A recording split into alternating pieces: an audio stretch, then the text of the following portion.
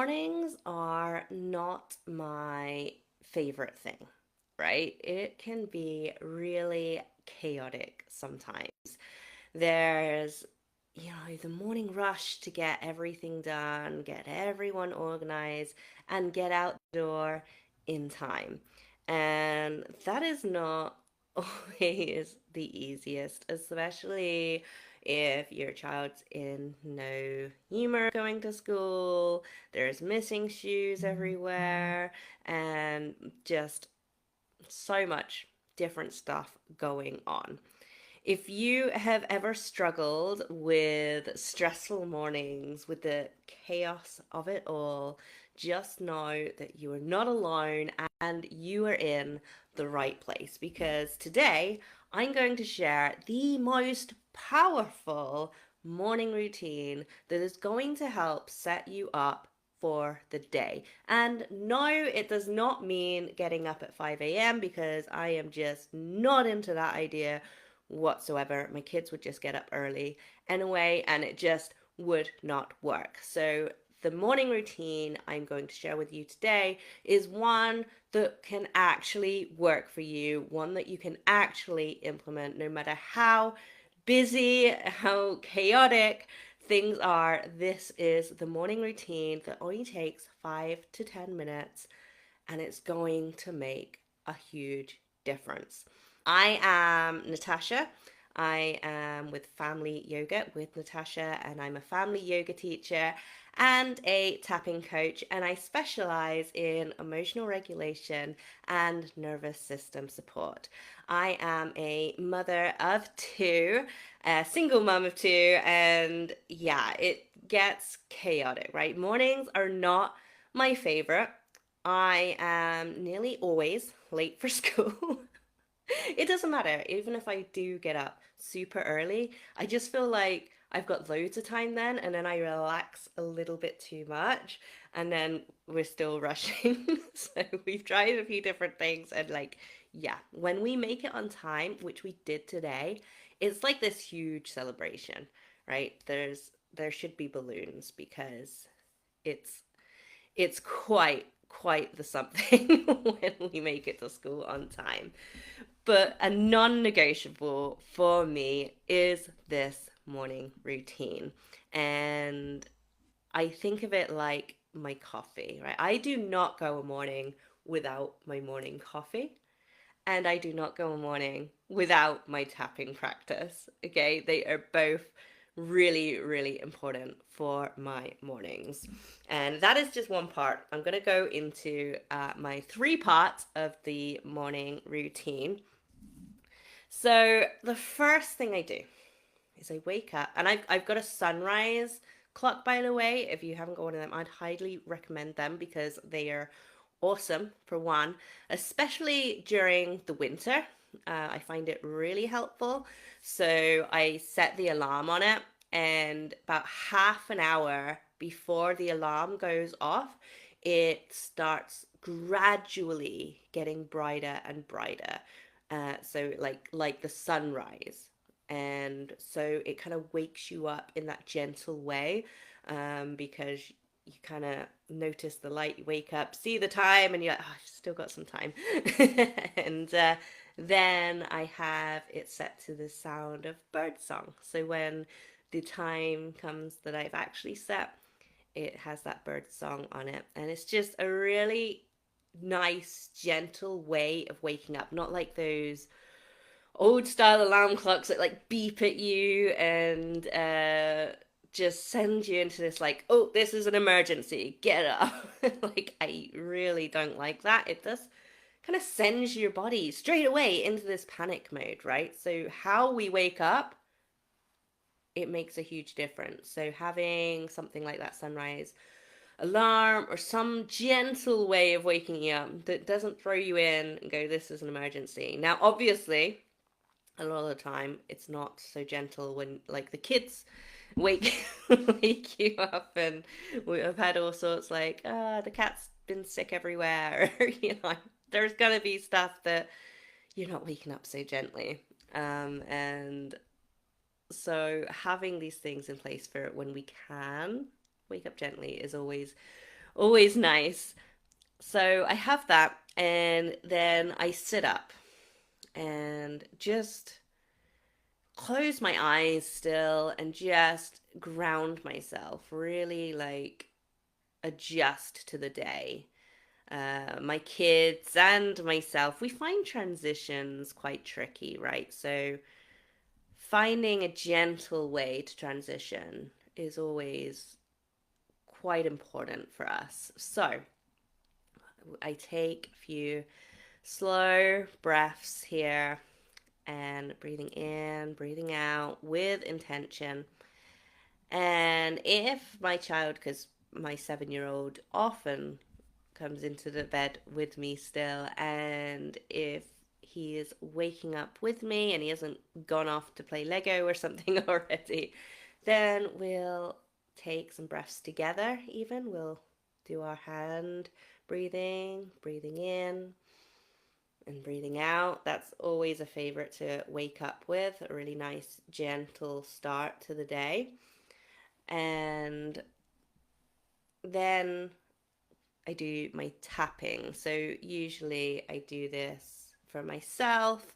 If my kids are there and want to join along, that's absolutely fine. But we usually do some breathing together in the morning otherwise. And then they go off, do their own thing. I have a few minutes for myself, and then I'll go and I'll do breakfast, get packed lunches sorted, do all of that. So my tapping practice, sometimes it's just made up on the spot, and I'll tap for myself with how I'm feeling in that moment. But I usually have something that I'm working on that week because I like to repeat tapping practices because that's what makes it the most effective, right? If we repeat the same practice over and over again, it's again creating that safety. Our nervous system loves that repetition. It loves the familiarity of it. And so when I tapping, I try to repeat it. And sometimes this will be kind of general because I'm not using anything, I'm guiding myself. Sometimes I do like to use a guided practice, and sometimes I use one of my own guided practices as well, because it's exactly what I know what it is. I know it's what I want for that morning, and so I guide myself using a recording. And this really works for me. I really like it, but the only thing is I have to be really disciplined because if I'm reaching for my phone to play that recording, I have to be really disciplined. Like, this is not time for scrolling or checking emails. I've got to be really like, okay, just find that tapping, press play.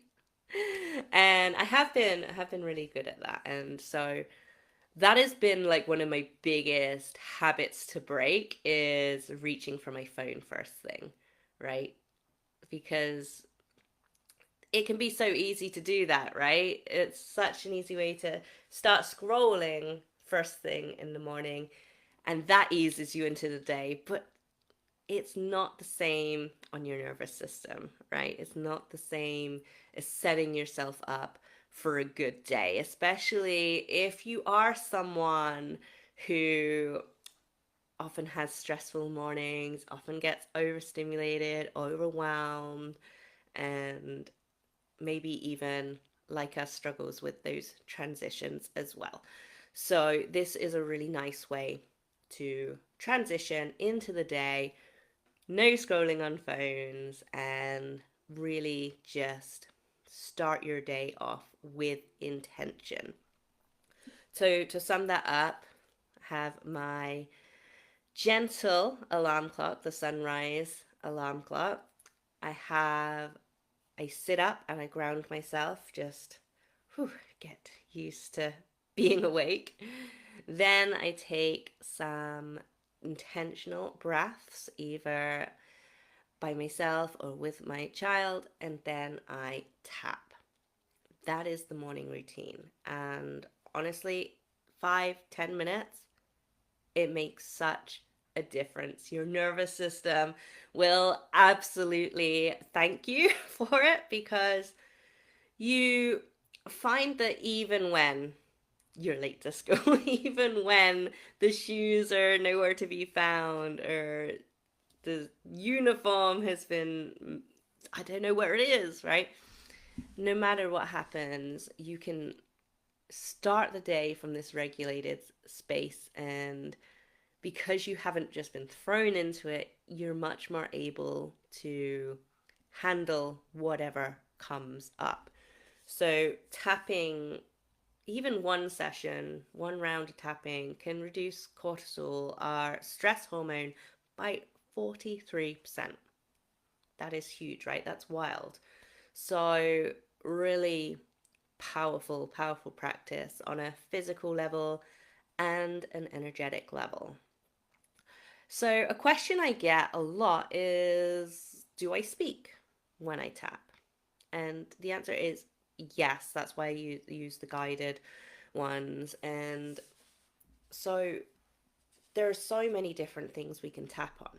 This is why I have a tapping bundle available as well. It's called the Calm and Empowered Tapping Bundle, and that is just €11. You can check that out. And we start often on the side of the hand. This point is kind of to name what's going on right now, what you're feeling right now in this moment, and bring some safety around that, bring some acceptance, some love, some kindness, some compassion around that. Really, really important to just be able to feel what you feel, to name what's going on for you. Now, sometimes with the tapping practices that I share, I don't always start with this one.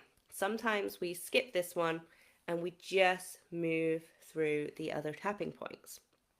And the reason for this is, this one we are kind of, as I say, naming what's going on, processing what's going on right now. Whereas if we skip right to the tapping points here, we're usually working on how we want to feel. Maybe we're manifesting something. Maybe we're trying to claim something for the day, claim that calm feeling, claim that gratitude, claim how you want to show up as a parent, right? So I I believe the ones in the calm and empowered tapping, we just use these ones and we jump straight into it. Whereas in my regulate and rise program, we go deeper and they're longer tappings, right? So they are 8 minutes, and we start on the side of the hand and we work through. And this is really just going deeper and starting with such a powerful practice. It's a game changer, right? And so, what I would like for us to do now is to tap together. I'm going to just move through the other tapping points. So, we're not going to do the side of the hand today. If you would like to, as I say, do longer, more uh, deep tapping practices, then definitely check out the Regulate and Rise program. We work through my 4-part framework of soothing, releasing, being, and expanding.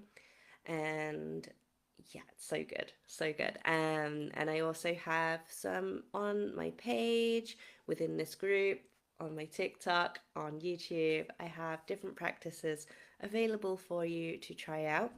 But let's do it here together. So this one is actually one that I have inside of my Calm and Empowered Tapping bundle, or it'll be similar to it anyway. I've got my notes here, so it's possible I'll change things as we go. It's possible I changed things as I was doing it when I was recording it, so it will be similar. So this one is for gratitude. Gratitude is one of my favorite themes to work with within tapping, within the yoga, within the family yoga, when I'm teaching the kids. It's just, as you can see here, I got my glimmers board. We love like doing our gratitude practice, our glimmer practice, and just noticing noticing the good stuff and really being with that, right? So often we skip past it. And this isn't about saying like life is wonderful and good all the time and let's skip over any bad and uncomfortable feelings because we don't want that, right? And that is definitely not the point of it. That would be, toxic positivity.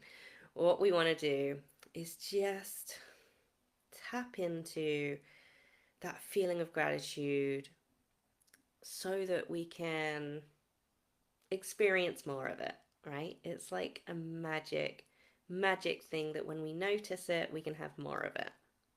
Okay? It might be side to side